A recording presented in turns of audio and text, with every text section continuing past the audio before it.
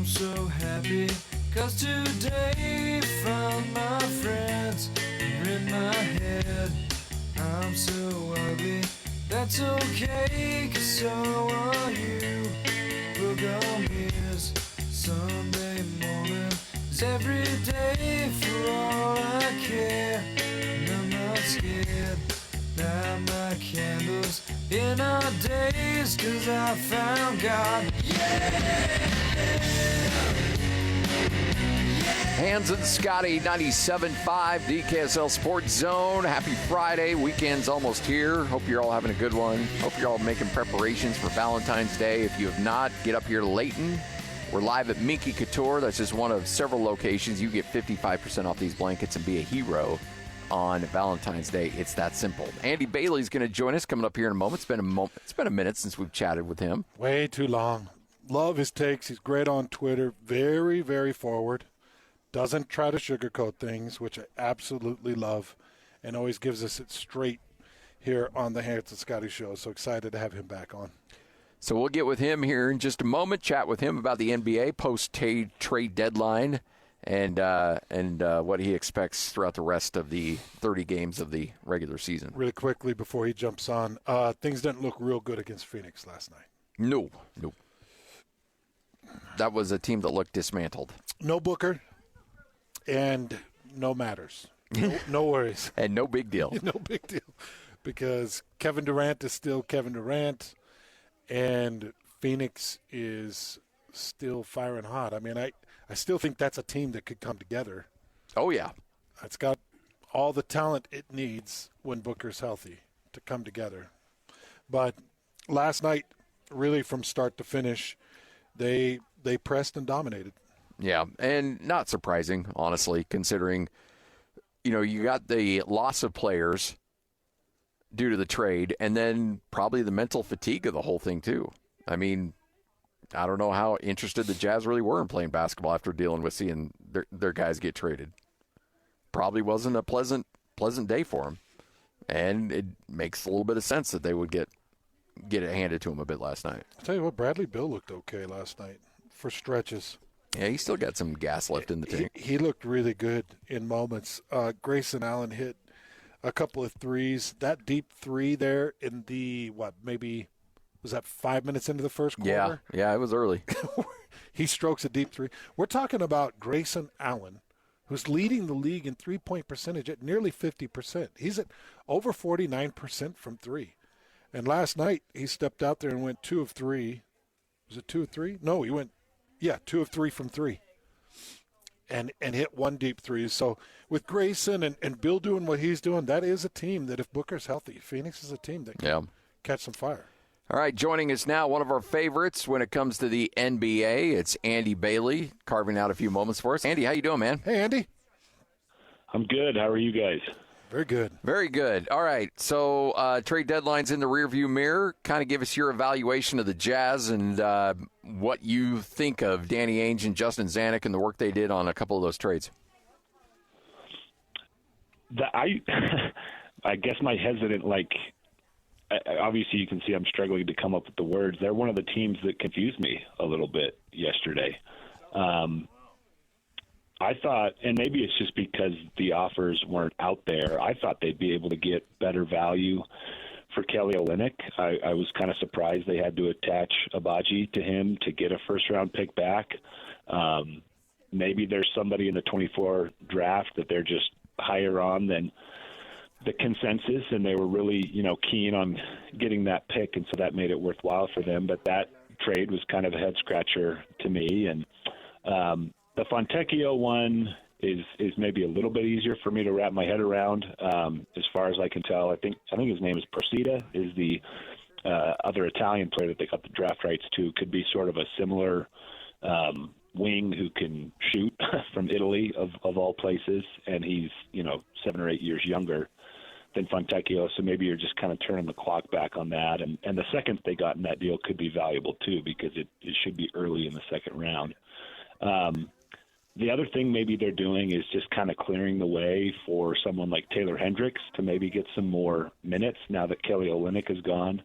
So, I mean, I think there's explanations for everything that they did yesterday. That deadline was a little bit different than I anticipated. It was kind of weird from Kelly Olynyk's perspective to me too, because I assumed he'd be on a playoff team after yesterday, and that doesn't appear to be the case, at least not for this season. Hey, Andy, have you ever witnessed a team that has been so committed to hoarding picks over a 2-year period of time? Is this normal? Is it way abnormal? Because it feels like the Jazz are a Badger just pulling in picks into their hole right now. I don't think it's abnormal. In fact, I think in fairly recent history we have examples of teams that were maybe even a little more dramatic with it. The Oklahoma City Thunder, their trove of draft assets is just absurd. If you look that up on Google, all the stuff that they have incoming in the next several years is crazy. And the Philadelphia 76ers were big on this too during the process days. And I think it's generally a smart approach. And again, I'm not inside the discussions that the Jazz front office is having with other teams around the league, but I thought they could have gotten something for Olynyk individually, and maybe that just wasn't the case. Maybe when push came to shove, there weren't as many teams interested in him as I thought there would be. But short answer is I don't think it's abnormal for Utah to be in sort of an aggressive asset accumulation mode.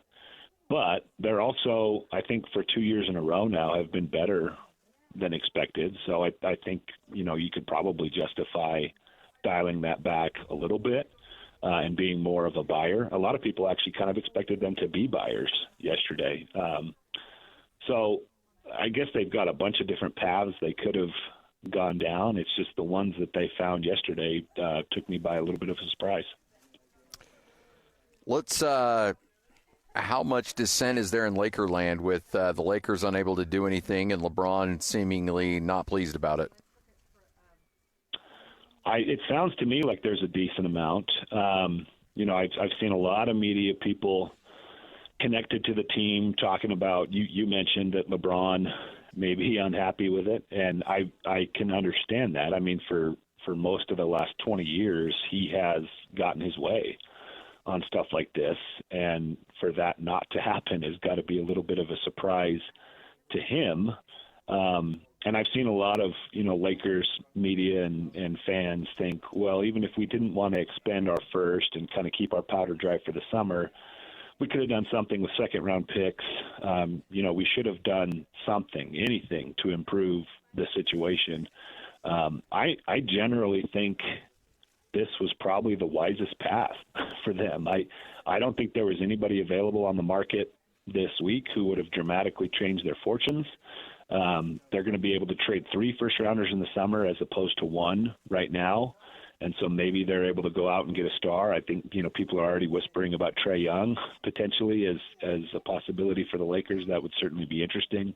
Donovan Mitchell has been mentioned as well, but I don't think they'll have what they need to make that happen, especially with the way he's been playing the last couple of weeks. I think he's going to be out of their price range. But I think this was probably the wise way to go for LA. They'll probably get a buyout guy or two in the next couple of weeks who may add a win or two over the course of the season. But I don't think the Lakers are contenders. I don't think anything they could have done in the trade market this week would have made them contenders. I certainly didn't think they were contenders in February of last year either, and they wound up in the Western Conference Finals. So I guess they could surprise me again. But the drop-off on that roster beyond the top 2 guys is just so dramatic, and I actually think they were probably smart the way they handled the deadline. Well, the deadline goes without Golden State getting involved, at least not in any depth, and Steve Kerr kind of dug his feet in too and said, no, we've got the talent to get back in this thing. Are we just watching Golden State now in a slow death, Andy? I think so. I think they have the talent to get into the play-in. Given what happened this week, I think Utah maybe takes a half step back without Olynyk. I think he's been a pretty important part of the team over the last couple of years, and I wouldn't be surprised to see Golden State overtake them and sneak into the play-in tournament. I think there may be a game or 2 back of Utah right now, and Houston's going to, I think, be in the fight at least until the end of the season. And between those three teams, I think given, Golden State's history, it's not going too far out on a limb to suggest they'll end up in that top 10, but I don't see them getting much further than that. Like, even if they escape the play-in tournament and they have to face the Clippers or the Nuggets or the Thunder or some team like that in the first round, this just isn't the Warriors team of 6 or 7 years ago. It's probably not a newsflash to most outside observers, but it may be hard to grasp for certain guys within the organization. Maybe Steve Kerr. We've heard some interesting comments from Klay Thompson over the last couple of weeks about how he sort of struggled with getting to know his basketball mortality. They have some good signs, like Jonathan Kuminga's been fantastic for about a month now, and so maybe that changes their fortunes a little bit. But they, like the Lakers, I think the rest of the West has just sort of passed them by at this point. What are your thoughts on Oklahoma City as a essentially an NBA championship contender? Yeah, I think they are a contender. And I think, the obvious caveat that everybody brings up is there's no playoff experience there, and really there isn't much, even after they added Gordon Hayward. Generally, historically in the NBA, groups have to take their lumps in the playoffs before they, figure it out and go through that growing process. I think a good analog for this team is actually, I think it was the 2011-12 Thunder, who, I don't know their history super well. I don't know how many playoff tests they had before that year, but I do remember thinking it was kind of a surprise that they made it to the finals that early with Durant and Westbrook and Harden.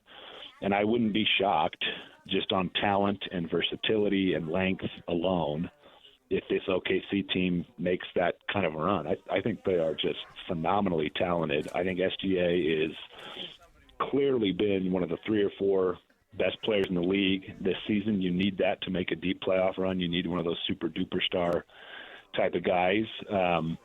I think the way that they play small is actually a problem for most other teams. I know a lot of people were clamoring for them to get a big this week, but I'm not sure I would want them to sacrifice that strength of the speed and the athleticism and the switchability that they have. And I actually really like the Hayward trade for them. They didn't really have to give up much. Davis Bertans obviously wasn't playing for them. I don't think they had to give up a pick for Hayward. Health is always a big question for him, but if he is available and he's your 4th or 5th option, he's kind of a connector / glue guy. He could be phenomenal in that role. I think he's been miscast for most of the time since he left Utah, and I think he's settled into a place that could be really good for him. So I like OKC's chances. I think it's a fool's errand to try and predict the West this season. There are just so many good teams, and teams that aren't in that top 4 that, like, if Luka got super hot in the first round and they upset one of those top 4 teams, I don't think anybody would be shocked. I mean, the unpredictability in that conference right now is just crazy. Well, that's one area I wanted to go because I watched a little bit of that Minnesota-Milwaukee game last night, and I was just watching Gobert and Towns and Edwards and Conley and the way they move as a group and the rebounding and the defense, and they overwhelmed Milwaukee. They just flat out overwhelmed them almost from the jump. And I'm really curious with this Minnesota team if Anthony Edwards can be that specialty scoring superstar. You can get the defense of Rudy Gobert, and Towns can be the unstoppable stretch. Do you think Minnesota, it could be their year? Yeah, to throw them into the mix too. I mean, they're one of those top 4 teams fighting for the number 1 seed right now. I saw a stat from, I think it was one of the official NBA accounts a couple days ago, when all 4 of those teams were tied for first. I think it was the Thunder, the Clippers, the Nuggets, and the Wolves. And it said it was the latest in an NBA season that 4 teams were tied for first in the conference. So I would say any of those 4 teams being in the finals, if I looked up in June and they're there, I wouldn't be shocked. And that includes Minnesota. You mentioned a lot of the things that make them interesting.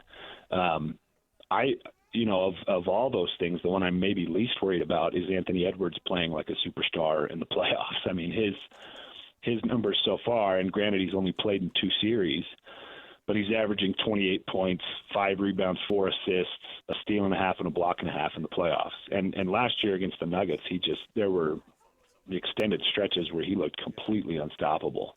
So I think you might even be safe to check that box. They have the guy who can get to supernova level in the playoffs, and then the supporting cast that they've surrounded him with is just fits together so well. There's so much length. You mentioned Townsend Gobert, but Jaden McDaniels, I think, contributes to that too. And he wasn't even available for that series against the Nuggets. So they can switch all over the floor. Mike Conley, who Jazz fans are obviously well acquainted with, is one of the best sort of floor general, table setter type point guards. And, swapping him in for D'Angelo Russell, I think was a landscape shifting move for the NBA last season. And, he's obviously fit brilliantly there. Kyle Anderson hasn't been as good this season, but I like him too. They've just got a bunch of length, a bunch of playmaking, the best defensive player in the league. There's a lot of boxes that they check too. With the recent hot streak they're on and their additions at the trade deadline, are we prepared to talk about the Knicks being a problem in the East too?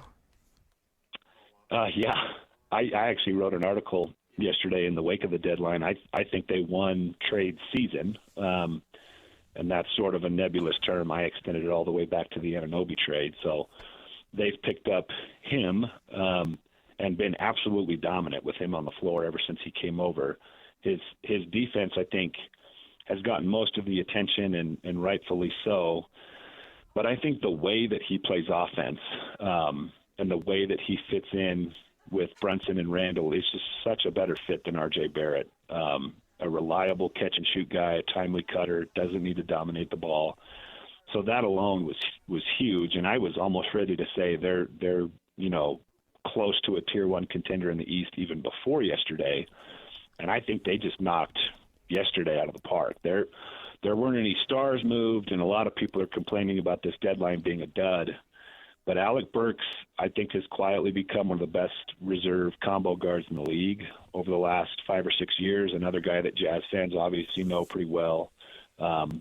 He is a very reliable three-point shooter, can create a little bit. He played some point guard the last time he was on the Knicks. So I think they replaced a lot of what they lost with quickly by getting Burks. And then Bogdanovich, we keep mentioning former Jazz players. I know, it was here. a busy day for former Jazz players yesterday. Yeah. Just a phenomenal floor spacer, averaged over 20 points with the Pistons, shot over 40% from three. Another guy who, like Anunoby, I don't think is going to dominate the ball. They've got ball dominance kind of wrapped up in Brunson and Randall, and everybody else, I think, is going to be willing and able to just sort of space the floor around him. And I think both of those guys fit just brilliantly there. And if they get Mitchell Robinson back, and it sounds like they might before the playoffs, they have an 8 or 9 man rotation that I think is up there with just about anybody in the East. And what has impressed me about New York all season, and especially after the Anunoby trade, they just play with a force and a tenacity that a lot of other teams don't have. Just completely overwhelmed the Nuggets in the game a few weeks ago, knocked them out within 6 minutes. It was kind of like you described with the Timberwolves and the Bucks last night. Those teams that are big, physical, and athletic, they can be a problem for some of these more finesse teams, and I think New York is going to be a problem in the playoffs. Hey, Andy, just a really quick two-part question for me, and then I'm all done. I was just sick about Joel Embiid and another meniscus and another surgery to try to clean it up, and he was on a crash course for a repeat MVP, and this one legitimate, like well-deserved. Yeah. And he goes down with this meniscus. Two-part question. Number one, are we potentially seeing him with his injuries slowing down after he comes back from this? And number two, whose race does it become now that he's out of the MVP race? Yeah, first of all, I'll echo what you said about Embiid in the lead up there. He was just phenomenal. And last season, I honestly didn't think there was a statistical argument for him to be the MVP. Mm-hmm. But prior to him being injured this season, I think if I had a vote, I probably would have gone with him. The way he was scoring was just absurd. And I guess I would withhold my answer on the question about his long-term viability until I see him in action. But we've seen meniscus stuff derail careers. I believe that was kind of the beginning of the end for Brandon Roy all those years ago. Don't quote me on that. I'm going to have to look that up when we get off the phone. But, repeated knee injuries are scary. They're especially scary for a guy as big as Joel Embiid.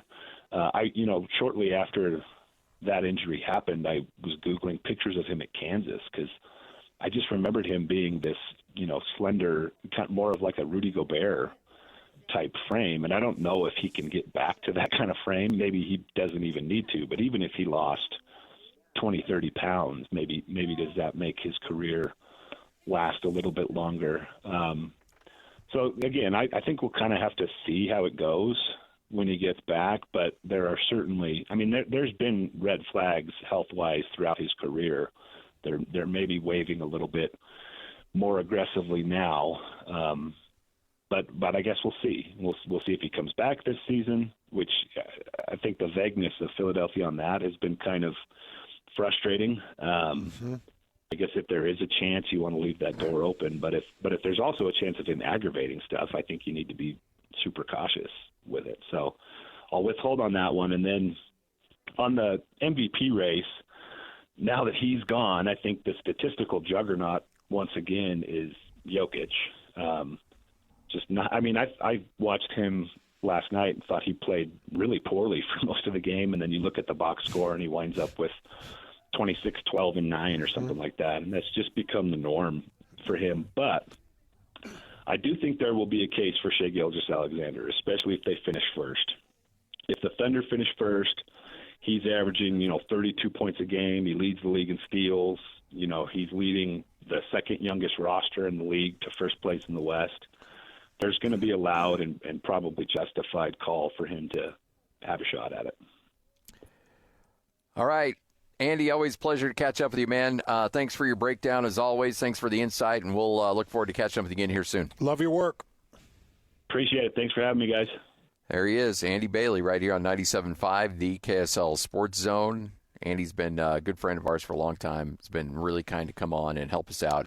Again, you can catch him on Bleacher Report as an NBA writer. So Joel Embiid, before he went out, was averaging 35.3 points a game. Luka Doncic is just a touch behind him at 34.6 points per game. 34.6 points per game. He's averaging 4 3-pointers made a game. He's averaging 38% from 3. He is averaging 9.5 assists, 8.8 rebounds. So with Joel Embiid out of the race, it probably statistically is Luka Doncic. That'd be interesting. It is interesting. They'll take into account where they're at win-loss standpoint. Right, because Shai Gilgeous-Alexander is. Dallas is an 8 seed. Oklahoma City is a 3 seed right now. Yeah. I'd give it to Shai in a second. Not even think twice about it. So kind of overlook the statistical giant. I take into winning and all that stuff, yeah. Shai does everything extremely well. Yeah. All right, Hans and Scotty, we're live here at Minky Couture. Get your towel down here. Let's get you in a blanket. Let's get you. We got robes. We got the bags. You name it. You've got it down here. Yeah, we've got it. We've got it covered. If you always give a blanket, given everywhere, we have the everywhere bags. Everywhere bags. I have to think. Okay, and the anywhere blanket. It's like, oh, they sound so much just like the same. Who named them? I did. So sorry.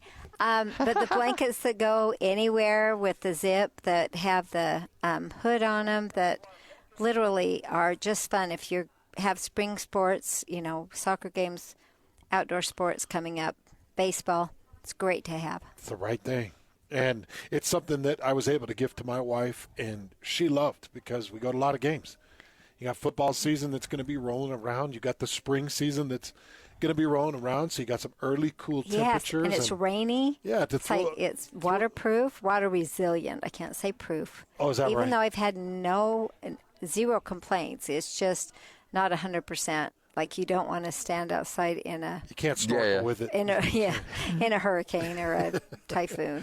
Can't wrap it around your legs and use it as waders. Yes. But it's definitely going to deflect the rain. It's going to deflect the rain, yes.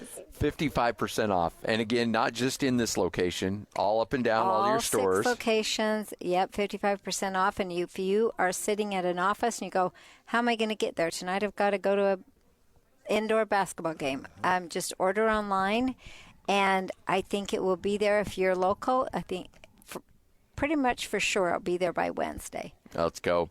Come on. It's all right here at Minky Couture. Take advantage of that 55% off. That's 55% off. 55% off. And it's every item unless it's already discounted. And if it's already discounted, then we've taken the 55% off or more. Sometimes if we have previously discounted, like I said, they're 60 or 65% off.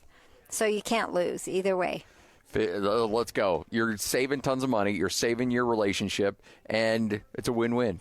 It is a win-win. And on the next segment, my last segment, I've got a surprise because we're going to do some giveaways. Ooh, let's go. Yep. Oh, nice.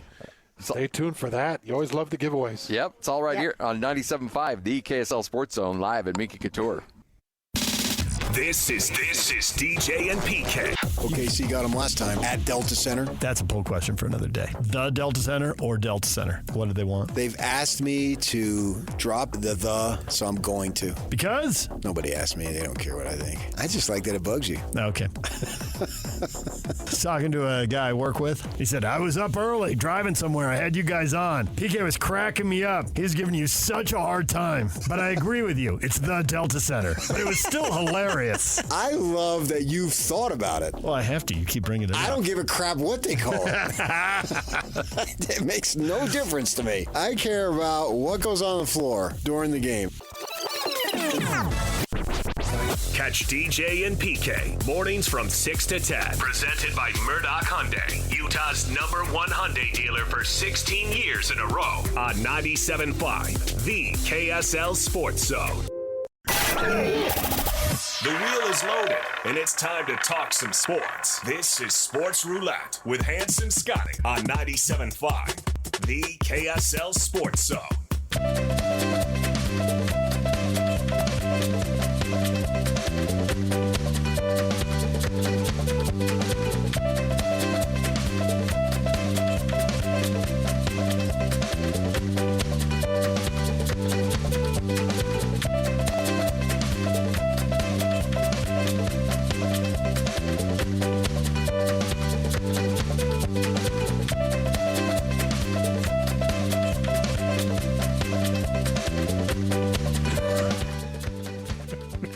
Hans and Scotty, 97.5, the KSL Sports Zone. Time for another edition of Sports Roulette, all brought to you by UCCU. Love where you bank.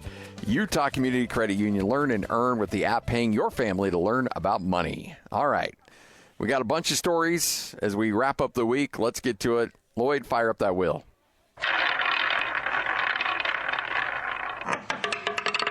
How do you like them apples? Well, Scotty, how do you like them apples? You enjoy them? Yeah. Okay, here we go. Ben Affleck. So Ben Affleck. So did you hear how everybody was attacking Ben Affleck for being in a commercial, a Super Bowl commercial? It was the Dunkin' Donuts commercial. Yeah.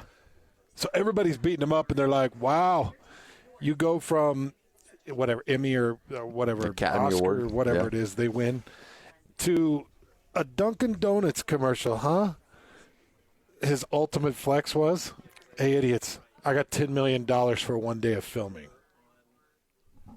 That's all you got to say.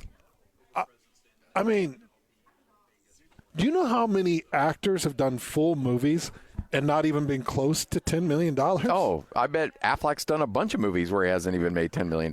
I'll bet his initial payment for Good Will Hunting? Hunting? I bet he made like no money on that. Because didn't they put their money into it? Yeah, I think he probably lost money on that because they wrote it. I think they had to come up with the financing for it and raise the money for it. The only problem with this, with Ben Affleck coming out and saying, Dunkin' Donuts, they give me $10 million. And by the way, Dunkin' Donuts ran a little research.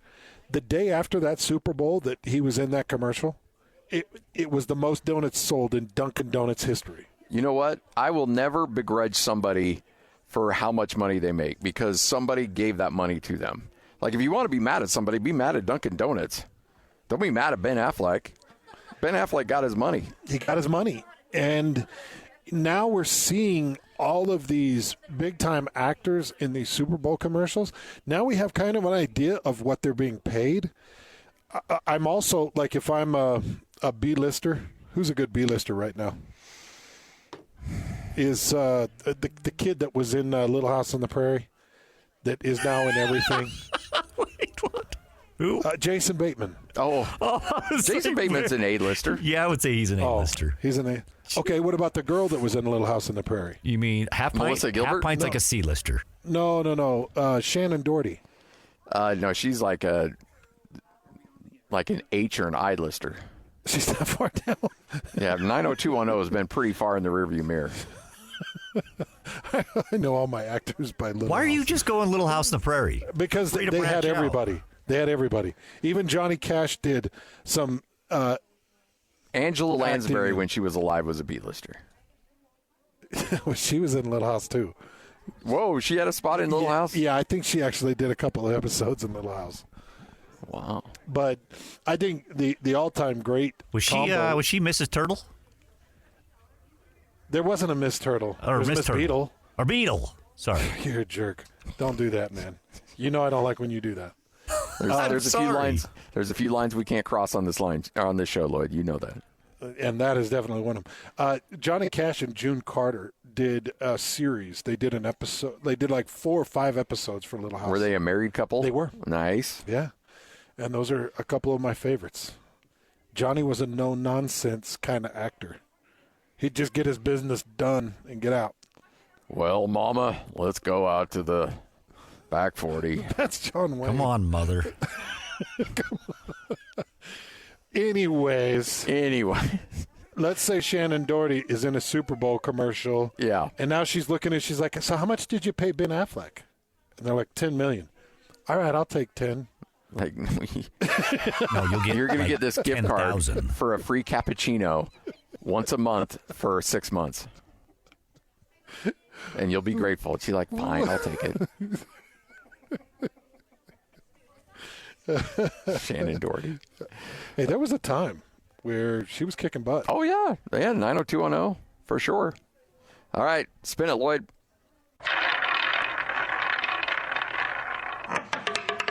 Covey has some thoughts.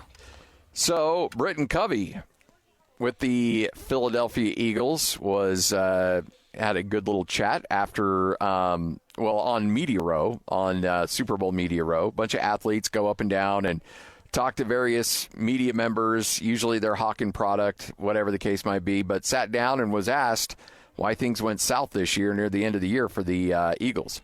I definitely think we got emotionally tired from trying to figure out what the problem was. And we kept trying to pinpoint it at this and pinpoint it at this. And there was some miscommunication, I think, from coaches to players. There was some pointing fingers from player to player. And there was kind of letting, outside voices impact our love for the game and just the happiness that we had. And all that combined to really just kind of make us spiral. But honestly, I think that you're going to see a team this year that is going to be like, I'm not letting that same thing happen. And I'm not saying like just on the field performance, but I'm not letting that impact me. I'm not letting this impact me. And I think you're going to see a lot more resilient people, players because of it. I know I will be. Mm-hmm. I just don't think you can. I know it's so you want to pinpoint a spot that goes wrong, right? You want to if Brian Johnson, it wasn't Brian Johnson. I definitely think we needed some changes.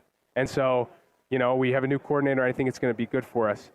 Nick Sirianni wasn't, it's a combination, but that answer's just not sufficient. It's like, but we should have done this. And so I just think you need change, you need fresh eyes, but we still got the pieces. Yeah.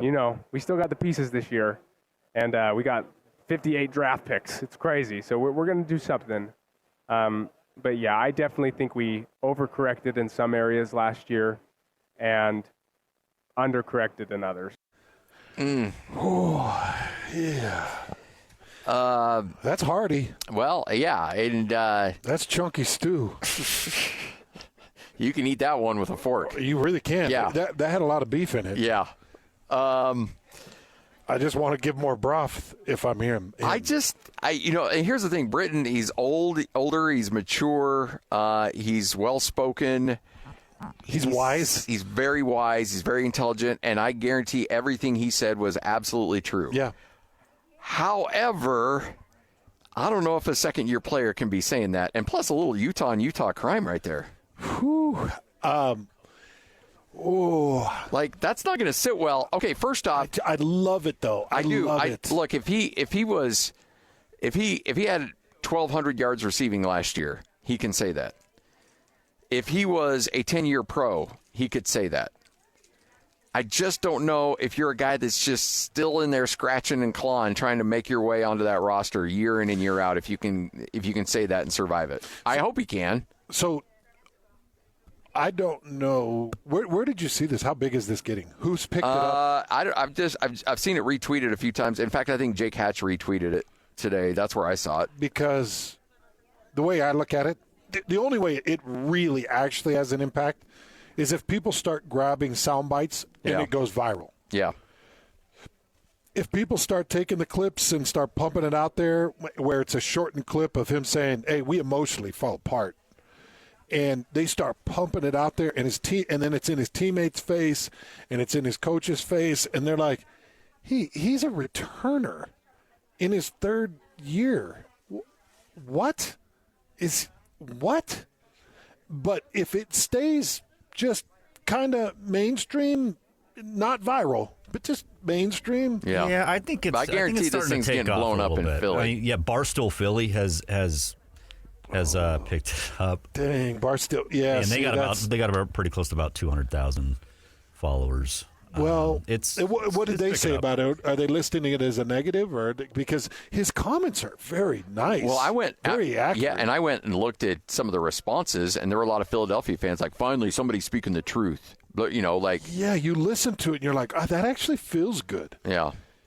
I mean, look, it's a great answer. The problem is in the media, we make fun of coach speak because coaches say the same thing over and over. But yet when they do open up and say something honest and transparent, then everybody rings, you're going to tear a locker room apart or whatever the case might be. So it is hypocritical on our part to throw a guy under the bus for, not that we are, just the media and collectively to go after a guy for saying something like that. When in reality, we want that. Like, we should want people to be open and honest like that without any repercussions. And by the way, Barstool, they just put his quote out there and the video. They essentially sent out the video and just his quote. They didn't say anything about it. I really like the comments. And let me tell you where comments in media get really torn apart and cause division in a locker room is when they're inaccurate. And it's really hard when somebody's putting the absolute truth on the line. It's hard to come in the locker room and be, hey, jerk. It's like, no, dude, you know we all shut down. You know that. We are all fighting about whatever it was that they were arguing about, and injuries that were going on and personnel decisions that were made. And you can look at each other and be like, we were arguing about that. Yeah, but why are you saying that out loud? You're telling people our business. We need to get this thing straightened out. That's what I said at the end. Yeah. I said, we're not going to let that hold us down. And I said myself in particular.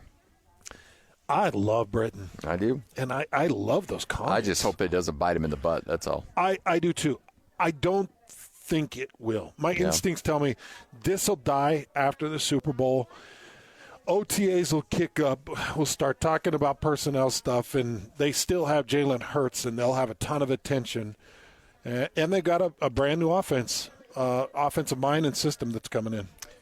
By the way, you ready for some breaking Jazz news? The Kevin Knox era in Utah is over. Oh, the Jazz have announced they've waived Kevin Knox. He was part of the Simone Fontecchio deal. All right, Hans and Scotty, 97.5, the KSL Sports Zone. Coming up next, we'll wrap up this thing, get you ready for JJ and Alex straight ahead. This is Jake Scott and Ben Anderson.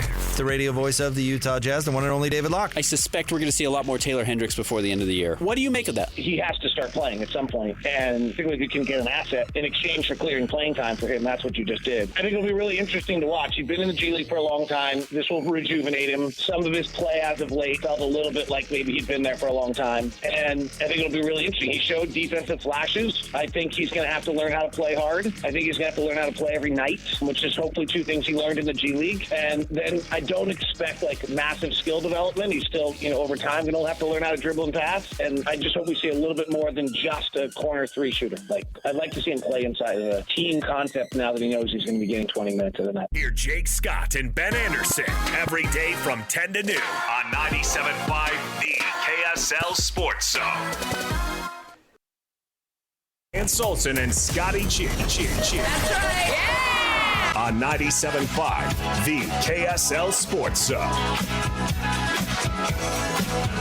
Standing here beside you, want so much to give you this love in my heart that I'm feeling for you. Let them say we're crazy.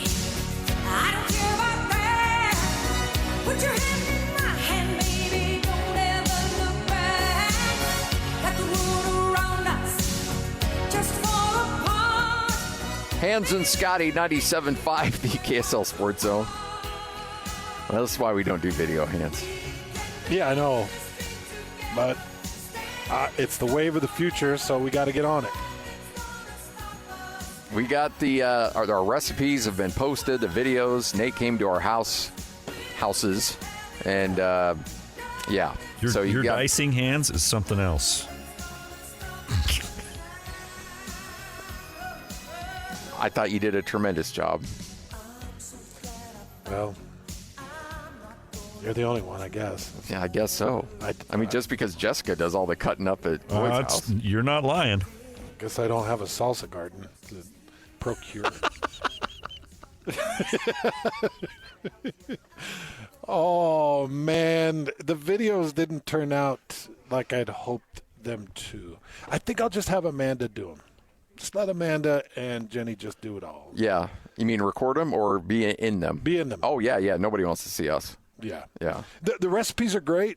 In fact, I'm going to retweet it. Did you retweet it? I'm going to. I'm trying to think of something to say that I'm not quite sure. Those nachos look so good. Yeah, they're really good. No, the nachos look good. I haven't gotten to yours yet, so I'm just going to put good.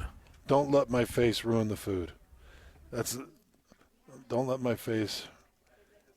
Just focus on the food, not the face. Ruin the food. That's it. All right, there we go. All right, wrapping things up. Sandy's with us. We are live here at Minky Couture. We've had so much fun out here. It's always great because you see a guy who comes in here who's listening to the station. He knows his sports. He knows, he's a hardworking dude. He does all the things, but when it comes to Valentine's Day, he's a moron. Yeah, and let's just, he knows his sports stuff. Yeah, he's got all the basic stuff covered. But when it comes to love and romance and Valentine's, he's like, oh my gosh, I don't know what to do. And so he comes in here, he grabs a blanket, he gets 55% off, and he walks out, and you could feel like the weight of the world is just off his shoulders. He's like, you know what? I'm going to screw up a lot of things, but I'm not screwing up Valentine's Day. Well, why not be a hero? Why not be proactive? Because this is the tool to get you where you want to go. It puts you in the driver's seat. And so all those guys out there, they're going, oh, I just don't want to give in to this Valentine stuff, or that's just for wimps, or just for lovey boys, or, whatever they call each other. They call me Lovey Boy. Yeah. That was my nickname in high school. And wives, it doesn't matter. You just need to have that blanket in your trunk of your car as a surprise. It's the best. I've been able to gift one to my wife. So far I've gifted her a blanket, a robe, and then the all-weather. Oh, good. So she's got one of each over the last how many 7 years we've been doing this? Yeah, I was going to say, we were just talking the other day about you guys coming to our first store in that little room where we were going, there's not enough room for these two big guys and a table and blankets. Like, Where are we going to put them? See, the reason you guys moved to this new store was because of us. Oh, exactly. Yeah. Well, you helped us get here, that's for sure. We needed some elbow room. Yeah. And then we needed elbow room and some room to roam. Well, you've taken such Yeah. great care of our listeners. And again, 55% off. Just coming to the store. And and you've got a big giveaway. I've got some big giveaways. I shouldn't have. This giveaway is crazy. Yes. So in every single store, and my managers are on alert, we're going to give away. We just reached 600,000 on our Instagram. So I'm trying to get now to 700,000. But we just reached 600,000, so can't give 600,000 gifts away. So every store is going to give 6 free items. It can be a blanket, it can be a robe, it can be a everywhere blanket, it can be a scarf. I mean, you can choose. It can be a Valentine blanket, but there's 6 giveaways at each store, any item you select. Wow. This is absolutely one of the so biggest. 36 items. That's great. 36 items. So 6 at each store. I'm just telling you, if you're by a Minky store right now. Yes, you better get over there because you never know. You think while you're driving, oh, it's over there, but I probably won't make it.